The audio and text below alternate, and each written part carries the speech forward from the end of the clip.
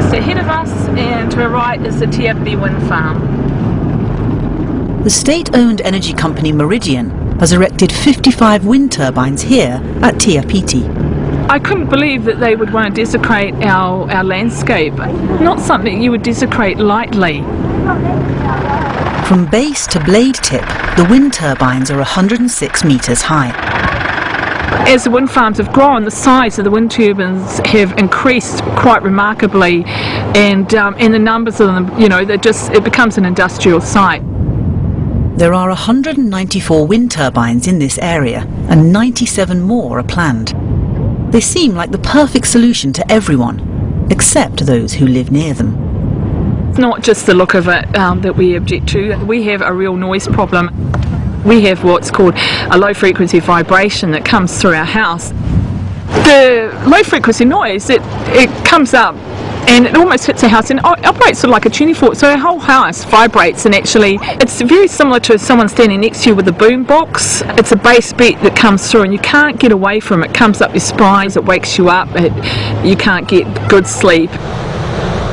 Jenny Jorgensen is campaigning to stop wind turbines being built less than 2 kilometres from people's homes. She also questions the efficiency of wind power. Well, the problem with wind is this. It's not going.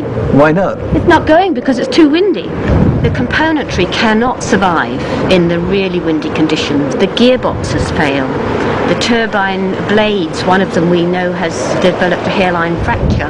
And if the wind is not blowing hard enough, then it's not enough to generate power. A large number of turbines are not working. And look at this one here. It's broken. Despite these objections, New Zealand is committed to wind power. But renewable energy is the low-hanging fruit. New Zealand faces far bigger challenges.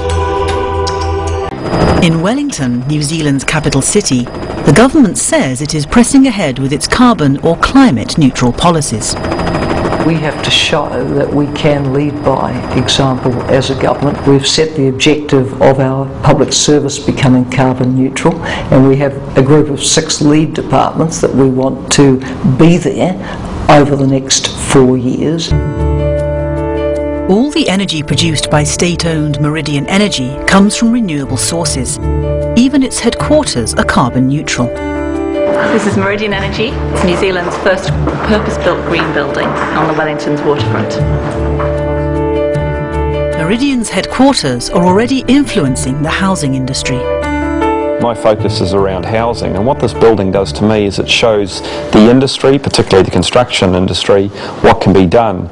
All the external facades, the wooden louvers, move with the sun and track the sun, so it keeps the glare from the exterior and keeps the temperature inside.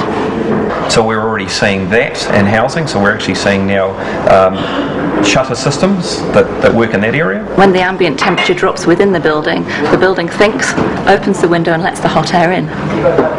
The areas around photovoltaic generation, the ability to take energy off the roof and put it into running your light bulbs, is now a very practical option for people. These stairs have got recyclable material on, used to be car tyres. The building's made up largely from recyclable material, so energy efficiency wise it uses 60% less energy and 70% less water. So things like the concrete and the floor coverings and the glass, there are a very high percentage of products in this building could end up in another building in the future. And I think that approach and responsibility is certainly creating a lot of thought in the marketplace. Cars and trucks are some of the world's main sources of greenhouse gases. In its efforts to become carbon neutral, New Zealand is targeting transport. Here, most cars are bought second-hand and imported from Japan, which, like New Zealand, drives on the left. New Zealand has the oldest, dirtiest and least efficient car fleet in the whole of the developed world. What we want to do is to halve vehicle emissions by 2040, and so it's a major exercise, and that will mean that the fleet has to be modernised. We're going to have to make a lot of progress, for example, towards electric cars.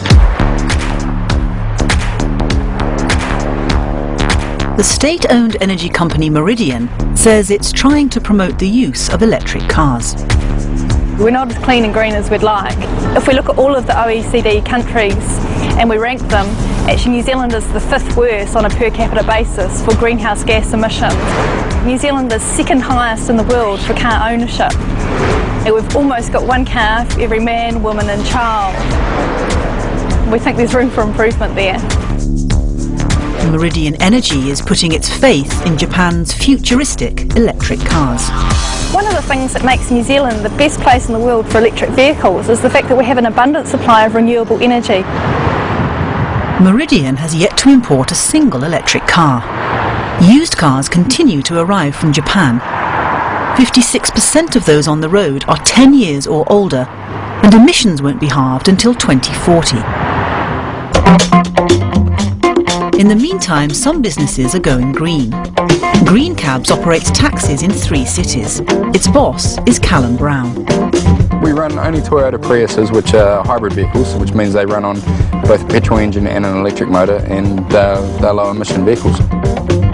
Us being green, we don't even have to go out and get customers, they come to us. It's very positive. People love it.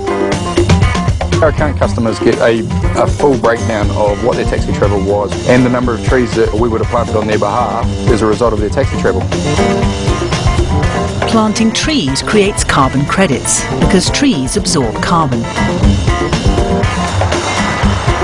Businesses that cannot plant trees to offset their emissions will soon be able to go to New Zealand's stock exchange, which will be opening a carbon exchange later this year. Mark Franklin is the chief executive. For the last 200 years, the world, or the developing countries, have had a free ride on the environment, and the world has now decided that it's time to pay for that.